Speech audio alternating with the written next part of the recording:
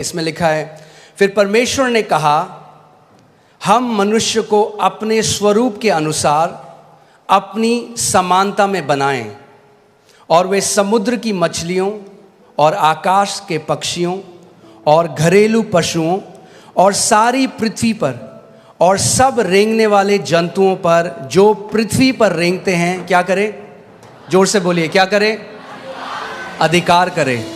आमीन। जब परमेश्वर ने मनुष्य को बनाया सबसे पहले, तो अब परमेश्वर अपनी इंटेंशन को या अपने उद्देश्य को बोल रहा है कि मैं क्यों मनुष्य को बना रहा हूं। वो कह रहा है, और यहां पे जो परमेश्वर है वो प्लूरल है, यहां पे हम देखते हैं वो त्रिएक परमेश्वर, पिता, पुत्र और पवित्र आत्मा। यहां पर वो कह रहे हैं कि हम मनुष्य को, आओ हम, लेट अस, इंग्लिश बाइबल कहती है अस, यानी एक नहीं, अस, हम। यहां बाइबल में मैं नहीं लिखा, क्या लिखा है? हम। परमेश्वर कह रहा है हम, यानी पिता, पुत्र, पवित्र आत्मा कह रहे हैं कि हम मनुष्य को क्या करेंगे? अपने स्वरूप में और अपनी समानता में बनाएंगे। सो यू विल सी, आप देखेंगे कि ये पहली जगह है जहां पे परमेश्वर अपना उद्देश्य बता रहा है मानव जाति के लिए। और जब आप इसको समझेंगे तो आप जानेंगे कि क्यों परमेश्वर ने आपको रचा है और आपका उद्देश्य इस पृथ्वी में क्या है। आमीन। वो कह रहा है, मैं उनको अपनी समानता में बनाऊंगा, अपने अनुसार, अपने स्वरूप में बनाऊंगा, और फिर वो क्या करेंगे? बोलिए, अधिकार रखेंगे। मगर ये अधिकार नॉर्मल अधिकार नहीं है। ये अधिकार इंग्लिश का वर्ड डोमिनियन है, जिसका मतलब है शासन अधिकार, या जिसको बोलते हैं प्रभुत्व। कि वो क्या करेंगे पृथ्वी पे? बोलिए, प्रभुता करेंगे, प्रभुता करेंगे। सो परमेश्वर का इंटेंशन मनुष्य को बनाने का ये था कि मनुष्य जो है वो प्रभुता करेगा। आमीन। सो इस बात को समझिए, परमेश्वर ने आपको जब बनाया, आपके डीएनए में उसने शासन अधिकार डाला है। मैंने आपको पहले ही बताया था, आप एक चम्मच से भी एक कील को कसने की कोशिश कर सकते हैं, मगर चम्मच उसके लिए नहीं बनी थी। आप किसके लिए बनाए गए? प्रभुता करने के लिए। बोलिए, प्रभुता करने के लिए।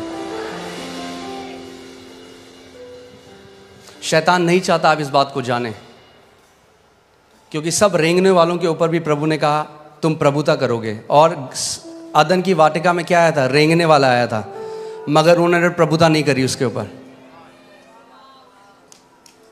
इंग्लिश बाइबल कहती है, everything that creepeth upon the face of the earth, जो रेंगने वाला है।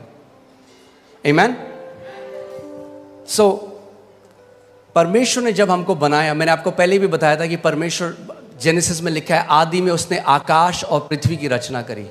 आकाश या हेवेंस जो बाइबल में कहती है, वो बात करता है अनसीन रेल्म की, अनदेखी। परमेश्वर का जो राज्य है आप इन आंखों से नहीं देख सकते, मगर वो इस जो आप आंखों से देख रहे हैं उससे भी ज्यादा वो रियल है। आमीन। उससे ज्यादा वो रियल है। आप आंखों से उसको नहीं देख सकते, बट वो रियल है। और परमेश्वर ने पृथ्वी की रचना करी। और परमेश्वर ने जब मनुष्य को बनाया तो क्या किया? सबसे पहले जब उसने मनुष्य को बनाया, बाकी सब चीज़ों को जो उसने बनाया अपने मुंह के वचन के द्वारा बनाया, मगर जब उसने मनुष्य को बनाया तो उसने उसको कैसे बनाया?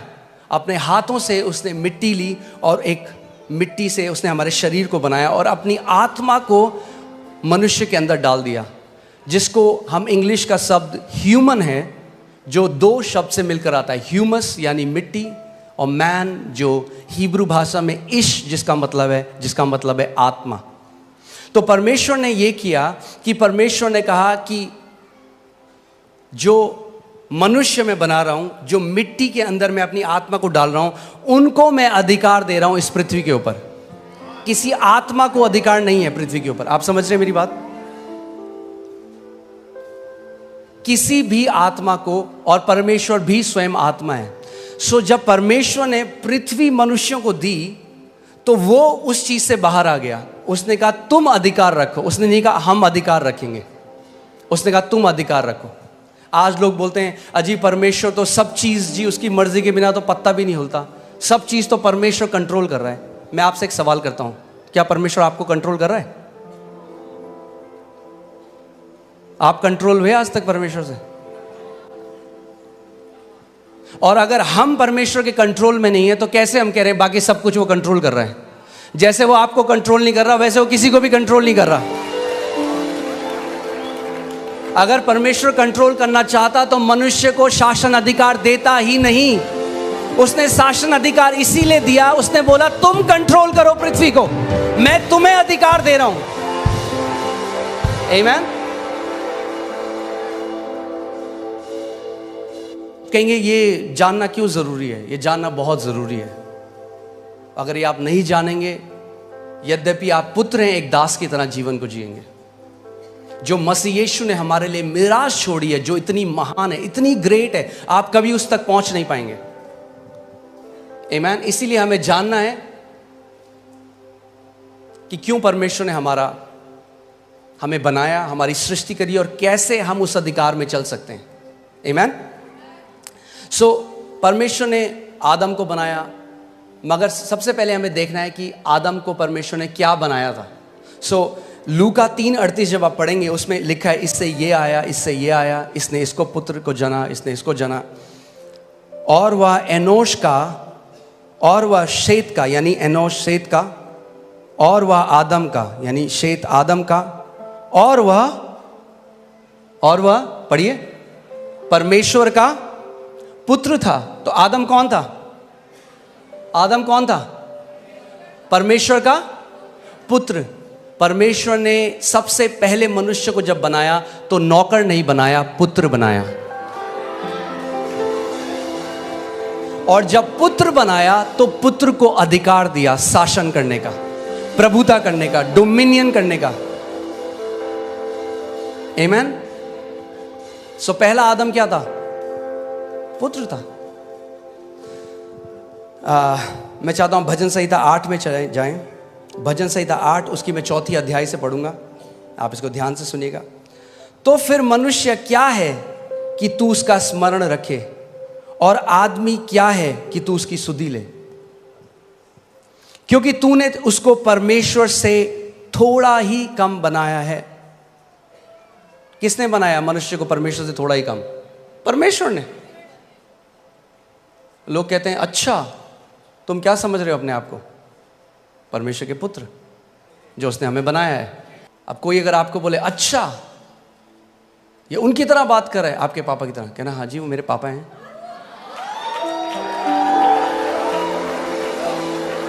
आमीन।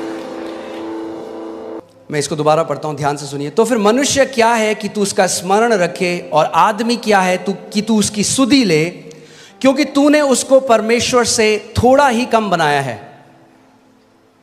थोड़ा ही कम बनाया है। आमीन। हालेलुया।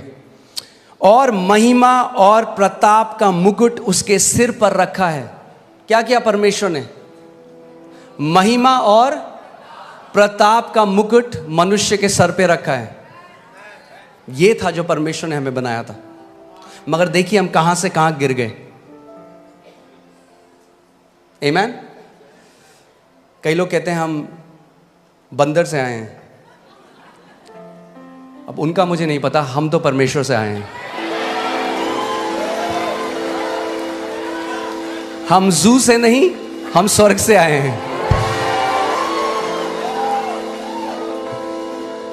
आमीन। हालेलुया। अब देखिए उसके बाद परमेश्वर ने क्या किया? तूने उसे अपने हाथों के कार्यों पर क्या दी है?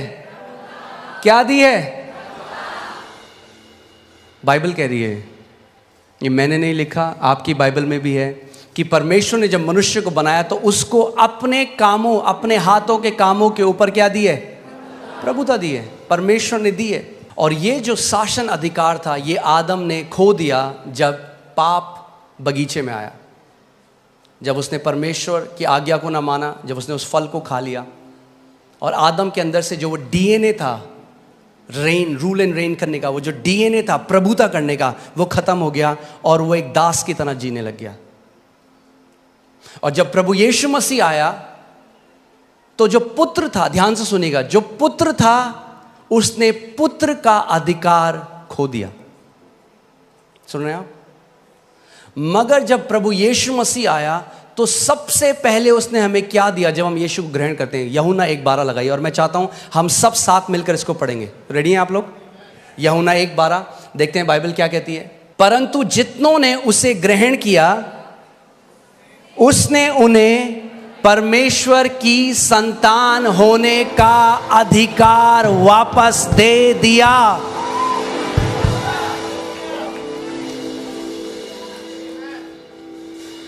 क्या दिया उसने आपको? अगर आपने यीशु को ग्रहण किया तो उसने आपको क्या किया? पुत्र का अधिकार दिया, यानी पुत्रों के लिए अधिकार है यीशु मसीह के नाम में। अगर आप पुत्र हैं तो आपके लिए अधिकार है, और अगर आपके लिए अधिकार है तो परमेश्वर चाहता है कि आप एक अधिकारी की तरह इस दुनिया में जिएं। देखो, मैंने तुम्हें सांपों को और बिच्छुओं को रौंदने का, हालेलुया, परमेश्वर ने पूरे चर्च को, अपनी देह को, जो परमेश्वर की संतान है, उनको सांपों और बिच्छुओं को रौंदने का अधिकार दे दिया। मगर अगर आपने उस अधिकार को लिया नहीं तो जिंदगी भर दुष्ट आत्माएं आपको फुटबॉल बना के रखेंगे। तो वेट मत करिए डोमिनियन में बढ़ने का, कि जब तक आपको कोई ऐसी न्यूज़ ना आ जाए कि भाई कोई बहुत भयंकर बीमारी हो गई है। अगर हम जुखाम में प्रभुता नहीं कर पाए, छोटे से सरदर्द में प्रभुता नहीं कर पाए, तो बड़े में भी नहीं कर पाएंगे। छोटे से शुरू करना शुरू करिए। छोटा सा पेट में दर्द होता है,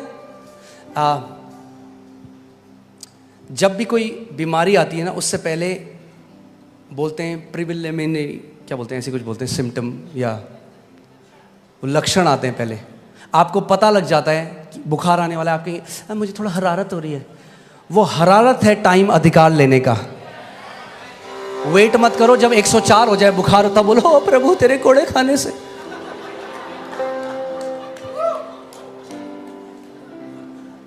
आपने देखा है कभी आपकी, फिर से वही उदाहरण दे रहा हूँ, आपके कपड़ों में कोई दाग लग गया या कोई इंक लग गई, उसी टाइम बहते पानी के नीचे डालिए, एकदम निकल जाएगा। उसको छोड़ दीजिए 2 हफ्ते, अब आप रगड़ने, अब बोले यीशु के नाम में, यीशु के नाम में। अगर जैसे ही लक्षण लगे खड़े हो जाओ, बोलो in the name of Jesus. शैतान, मैं तुझे अनुमति नहीं देता मेरे शरीर को छूने की। You will not touch my body in Jesus name, out of my body. Amen. उस समय अधिकार लो। अरे पास्टर ज्यादा कुछ नहीं, थोड़ा सा थायराइड है, हाँ ठीक है रख लो, फिर थोड़ा सा खाते रहो दवाइयां पूरे साल। मैं आपको कंडेम नहीं कर रहा हूं, प्लीज मेरा हार्ट समझिए। क्यों रखो थोड़ा सा भाई? मैं बोलूं मैंने आपके लिए बहुत बढ़िया केक बनाया, थोड़ा सा जहर डाला इसमें, थोड़ा सा खा लो। खाओगे आप वो? बोलो थोड़ा सा नहीं चलता। मेरी देह पवित्र आत्मा का मंदिर है और कोई बीमारी इसमें उसको महिमा नहीं देती। आप जानते हैं आदन के बगीचे में एक सांप आया था ईव के पास, आज भी आता है आपके पास, मगर अब प्रभु यीशु मसीह ने आपको सांपों को और बिच्छुओं को रौंदने का अधिकार दिया है।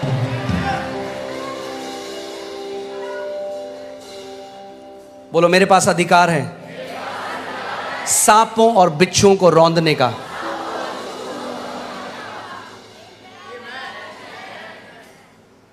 आगे बढ़ते हैं। और शत्रु की सारी सामर्थ पर अधिकार दिया है। शत्रु की सारी सामर्थ पर अधिकार दिया है।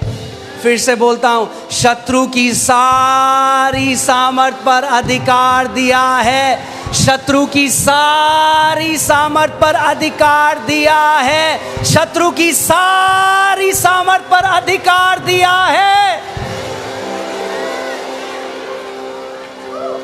दूंगा नहीं, दिया है।